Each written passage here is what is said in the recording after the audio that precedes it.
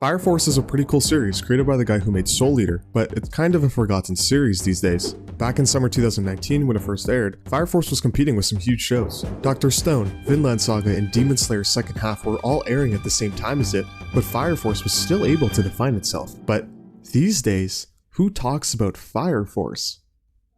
Spontaneous combustion is a phenomenon that leads people to randomly catch on fire, turning them into infernals. They rampage and burn anything in their way until they're put to rest. But who can put these infernals to rest?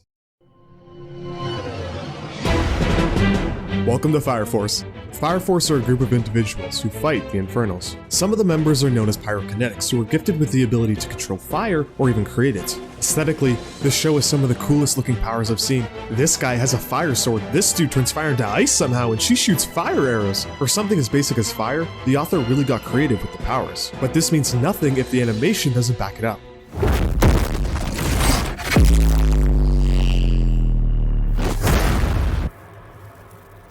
Yeah, I would say it looks good. It's not just that fight either. Every fight looks this good, and the best part is, a lot of these fights are uninterrupted. You don't have to hear 20 minutes of dialogue about how this guy's gonna use his powers, but instead, they just surprise you like how a fight should be. Shinra, our main character, is able to ignite his feet at will, which sounds so stupid. But he pulls off some insane maneuvers with them, bouncing off walls, doing full 360s in the air, and he monologues barely any of it, which makes his fights super smooth to witness. When they kill infernals, one thing the Fire Force companies use is a prayer to put infernals to rest, which sounds super useless, it kind of is, but during fights, they start reciting this prayer while the fight's going on, and it makes for some of the coolest sequences you can think of. Shinra works for company number 8, which is the newest company formed and run by Commander Obi. He has no powers, but he's the perfect guy to run a Fire Force company. Helping him are two ability users in Maki, who's a musclehead, and Hinoa, who's the most serious guy you'll ever meet. Iris is the nun who recites prayers for the 8th company, and a late addition in Arthur, who's the guy who had a fire sword from earlier. This leaves us with essentially 6 main characters, which I'm personally a big fan of. One thing I really dislike in anime is when a show tries to build too many characters in a short span, but Fire Force doesn't have this issue at all. Because of how small the crew is, you really get to know them all, and the 8th company really starts to feel like a home. There's also one more thing that Fire Force does better than most shonen anime, and that's dealing with the victims of infernal incidents. Shinra has to learn this from Commander Obi, that when you kill an infernal, you kill a former human. A human who had a family, who had children, who had loved ones, and the ones that remain have to deal with that aftermath. It's something Fire Force covers and treats as important, which is definitely something very uncommon in shonen anime. Your father fought bravely to hold back the flame's fury, and he won that fight. I think both of your parents were protecting you from the flames. They both gave their all to make sure that you would be okay. Believe in them, in the love you felt.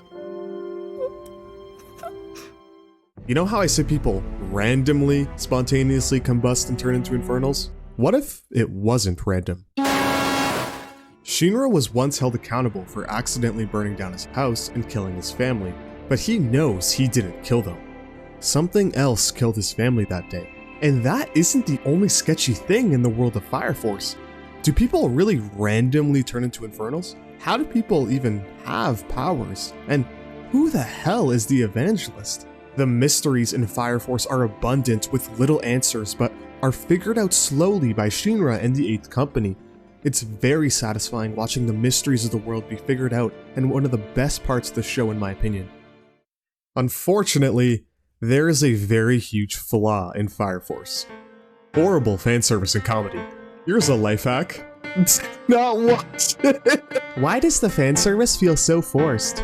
I dropped it at episode 3. It's nasty AF. I don't know how people enjoy this. Okay, it can't be that bad, right? Yo, what is she wearing? Bro, we zoomed in? No, there's no way.